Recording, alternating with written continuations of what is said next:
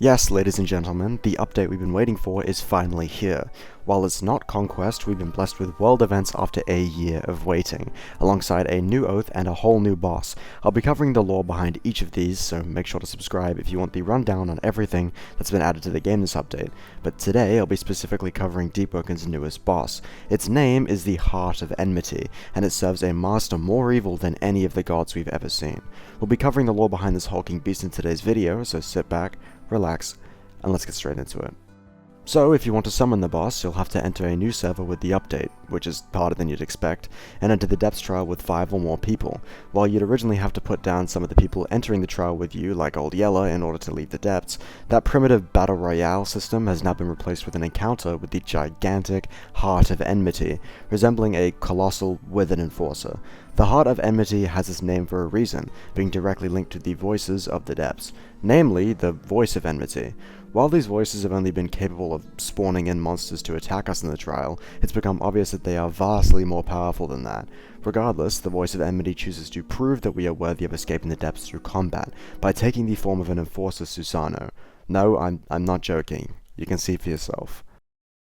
God, I'm 0%. I'm 0%. I'm dead, guys. You coming off? Wait, This this is is very very important. This is very important. Run. Open up the F3 menu so I can see what the coordinates are. I'm about to just pull up on the Please. So, why does one of the voices of the depths randomly decide to stomp us out of existence? Well, let's start with this name. Each voice of the depths has a name: odium, authority, sequestration, with the most important voice obviously being enmity. The word enmity means a state or feeling of active opposition or hostility, so clearly his particular voice has it cut out for us. I'm sure this is leaving you unsatisfied though, so let's break the mold and dive deeper. When we actually beat the boss, you get access to the real meat and potatoes. Upon defeating the Heart of Enmity, it says the following lines. This is no triumph. Your arrogance only spoils the offering you will make when your soul is claimed by the master below. So, this dialogue is nuclear. The first thing it confirms is that the voices of the depths, regardless of how fair they are in trialing you, have ultimately been created by something terribly evil, something that lies deeper in the depths than what we've ever seen. Just what is this creature? Coral fiend, maybe? I doubt it. It doesn't make sense for the drowned gods to introduce the voices to the depths, except for maybe Yun-Shul if it was feeling extra petty.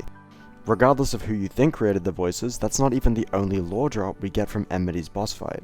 The boss, as I'm writing this script, has been confirmed to drop at least 3 boss-exclusive items: the War Treads of Enmity, the Aegis of Enmity, and the Chorus of Agonies. The Chorus of Agonies is a great axe, essentially an upgraded Enforcer's axe, and just confirms that the Enforcer is literally just the twisted soul of someone who perished in the Depths trial. Now this is going to sound insane, but Enmity can spawn Enforcers because they're the twisted souls of humans. He can also spawn Mudskipper Broodlords. Now this could just be for difficulty's sake, but it could also mean the Broodlords are powerful humans who failed the Depths trial, and had their souls twisted to resemble a Mudskipper, which is ironically the weakest enemy in the game.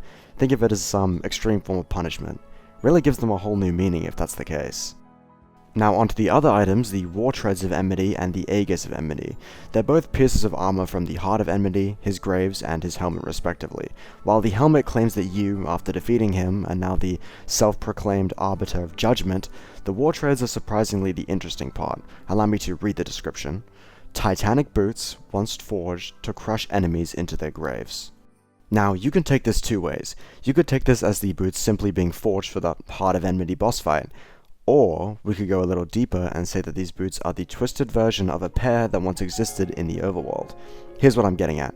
I believe that the voices are exceptionally powerful or influential beings that failed to escape the depths, but instead of having their souls destroyed, they were kept by their unknown master to make sure that only the worthy could escape the depths.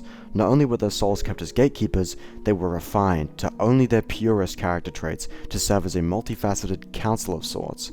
Odium, hatred. Sequestration, possessiveness and protection. Enmity, opposition and hostility. Authority, well, that one speaks for itself.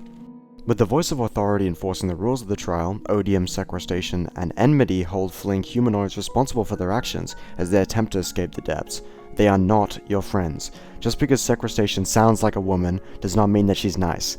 Each voice of the depths has been there for God knows how long, and you can tell in their voices that they would love nothing more than to condemn you to that very same existence forever. Now, that just leaves us with one lasting question. Who is the master of the voices? Well, we really have no idea. That's up for you guys to speculate on.